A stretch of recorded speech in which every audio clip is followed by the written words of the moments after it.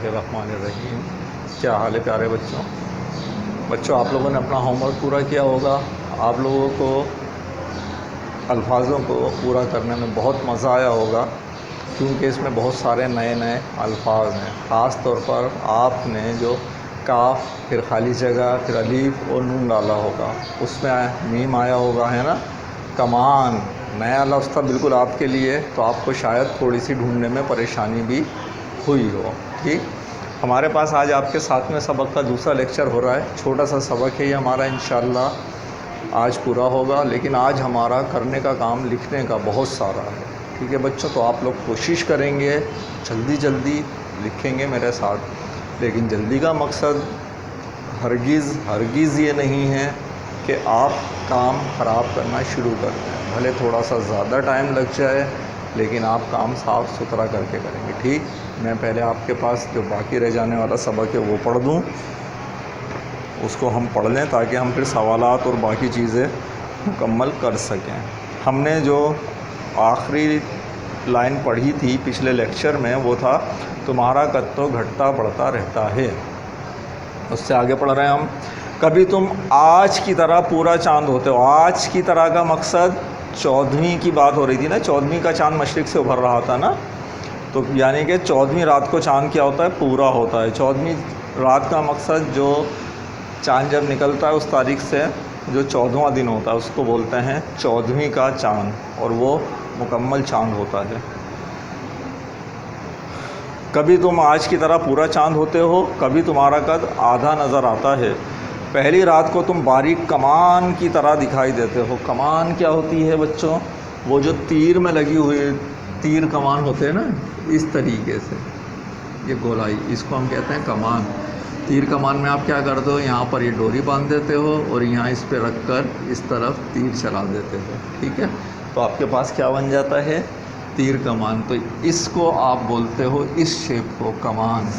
ठीक है, तो कभी बोल रहे हैं तुम आज की तरह कमान की तरह, कभी तुम कमान की तरह दिखाई देते हो। मैं तुम्हें कोट सी तो दूँ, पर तुम वो कोट पहनोगे कितने दिन। चांद, हाँ अम्मी आप ठीक कहती हैं, तो फिर मैं क्या करूँ। अम्मी, बेटा वही काम करो जिस काम के लिए अल्लाह ने तुम्हें पैदा किया है।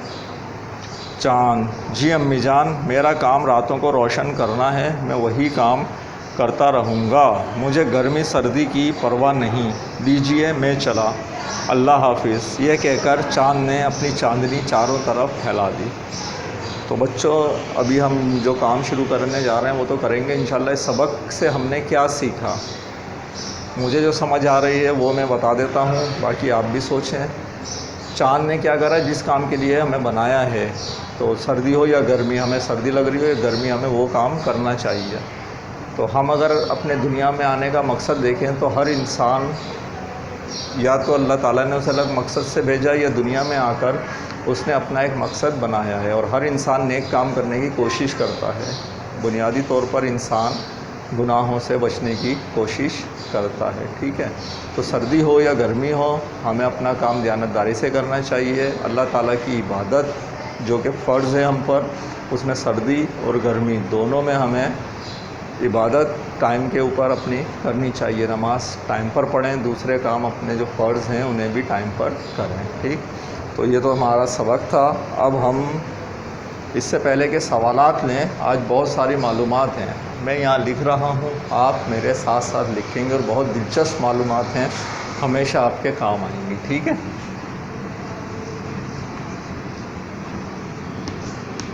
मालूमात में हमारे पहली मालूमात क्या दी हुई है,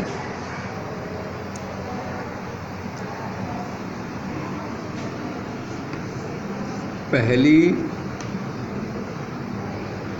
रात के चांद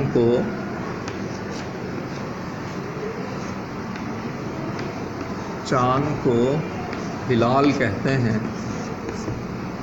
ठीक है बच्चों, अब यहाँ पर हमें चांद के जो मुख्तलिफ नाम हैं वो बताए गए हैं। किस रात के चांद को क्या कहते हैं वो बता रहे हैं। तो हिलाल कौन से चांद का नाम है, जो पहली रात का चांद होता है, जिसके लिए आपको याद होगा बच्चों, बड़ी प्यारी सी बात, पीछे सबक में आप रमज़ानों का ज़िक्र करके गए थे। रमज़ान की जब चांद रात आती है तो उसके ऊपर टीवी के आगे बैठे होते हैं घर वाले बड़े, है ना, या मस्जिद में मगरिब की नमाज़ से निकलते ही यूँ देख रहे होते हैं, क्या ढूंढ रहे होते हैं? चाँद। उस दिन जो चाँद निकलता है ना, उसको आप कहते हैं, ठीक है, क्या? हिलाल। और वो जो कमेटी बैठी होती है टीवी पर, जो बोलते हैं रोयत हिलाल कमेटी का इजलास जारी है। फिर जो आपके पास ये जो 14वीं रात का चाँद है, इसका भी नाम है। इसका नाम क्या है? 14वीं रात के चाँद को बदर कहते हैं। ठीक है, 14वीं रात का चाँद जो कि पूरा होता है, बहुत ज़्यादा रोशनी दे रहा होता है, उसका नाम क्या है? बदर। तीसरी मालूमात, 14वीं का चाँद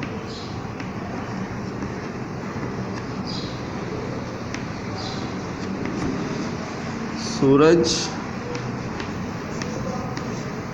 डूब जाने के बाद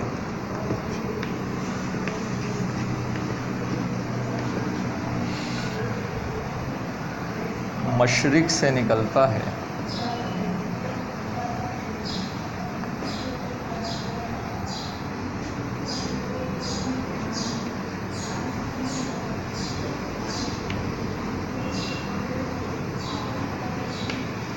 ठीक है, अगला सवाल, वो अगली मालूमात,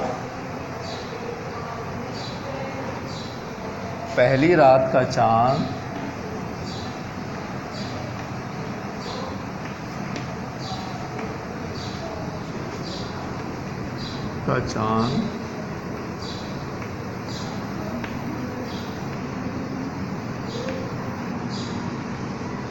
सूरज डूब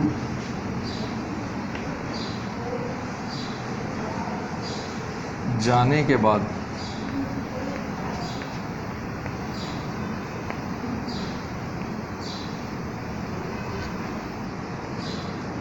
मगरिब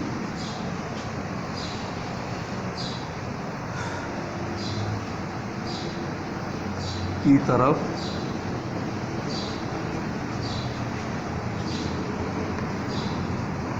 नज़र आता है।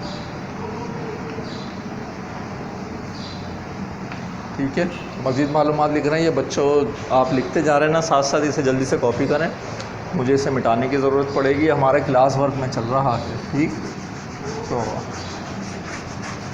मैं अगली मालूमात है मेरे पास,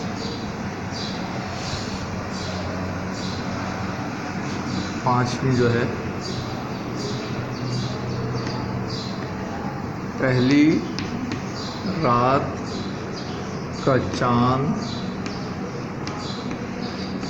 मगरिब में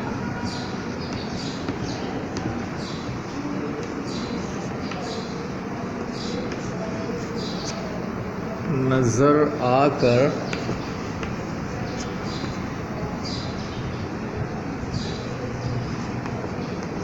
मगरिब में ही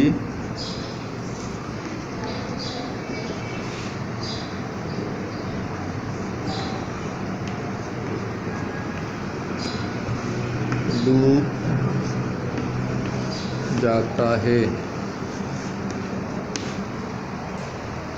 ठीक है, छठी मालूमात है हमारे पास,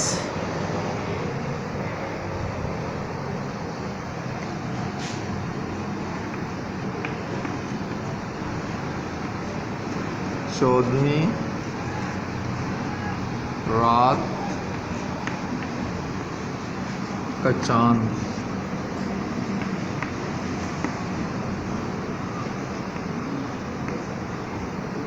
पूरी रात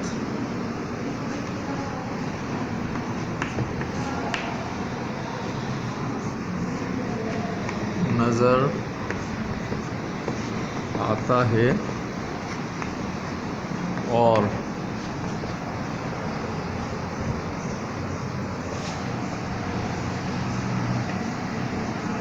सूरज निकलते ही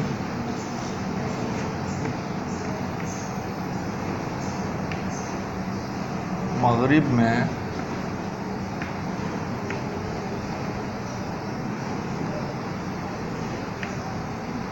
डूब जाता है।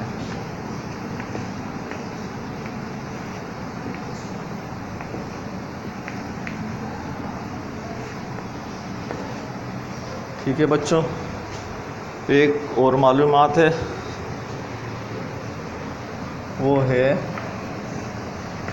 असल में चांद भी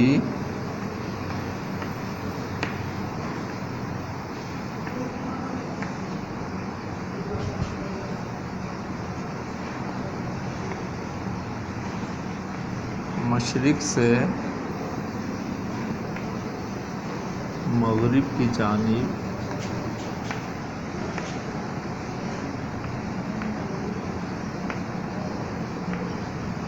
सफ़र करता है।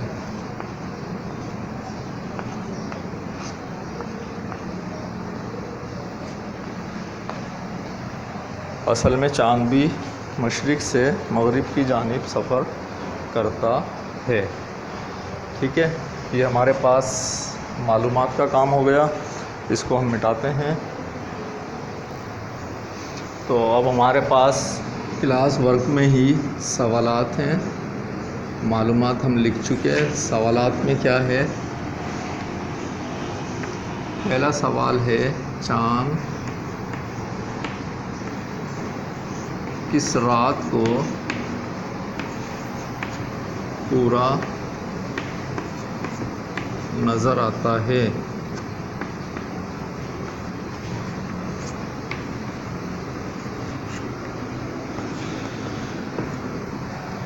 उससे अगला सवाल,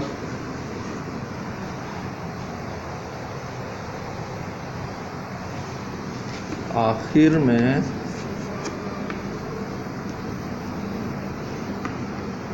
चाँद ने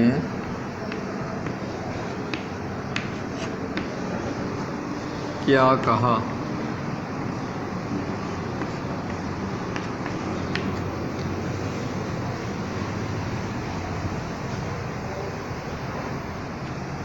फिर उससे अगला, चाँद कोट पहन लेता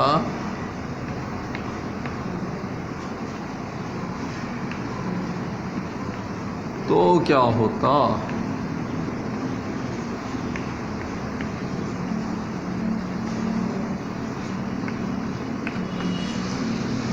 ये बड़ा दिलचस्प सवाल है। ये तो आप लोग बताएंगे, आपके ख़्याल में, सबके ख़्याल में अलग अलग बात ही आएगी। तो आप खुद लिखेंगे कि अगर चाँद कोट पहन लेता तो क्या होता। ठीक है। अच्छा, अब हम लेंगे होमवर्क। बच्चों, होमवर्क में हमारे पास जुमले मुकम्मल करने का काम है। होमवर्क लेंगे हम। पहला जुमला है, मुझे डैश को सी दें। ठीक है। तो सबक में हमारे पास लंबा या छोटा।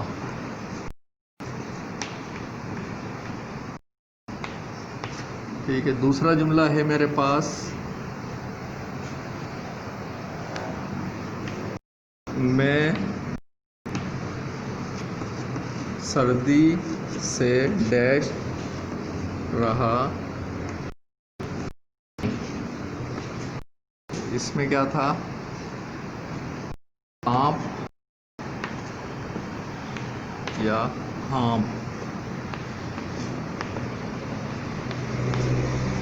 अच्छा बच्चों, हाँप क्या और काँप क्या रहा होता है? हाँपना क्या है कि उससे भाग कर आए और हमारा सांस फूला हुआ है, इसको हम क्या हाँप रहा हूँ। और काँपना क्या है? हिलना, जिसम मिलना, हाथ पाँव हिलना, कपकपाना।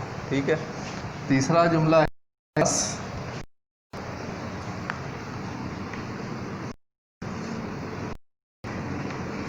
पहली रात का चांद डैश की तरह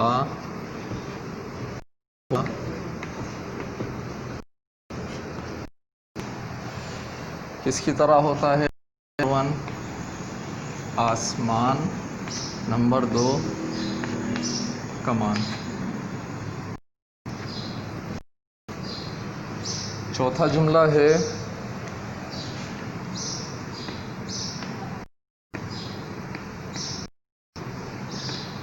चौदहवीं का चांद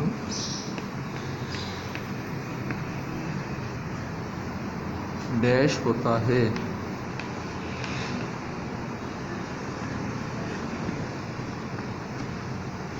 चौदहवीं का चांद डैश होता है, यहाँ आएगा पूरा और आधा। बच्चों, ये हमारे पास होमवर्क में लिए आपके पास जुमले मुकम्मल करना। ठीक है। हमारा ये लेक्चर पूरा हुआ। अगले लेक्चर में आपसे बात होती है अगले सबक के साथ। अल्लाह हाफ़िज़।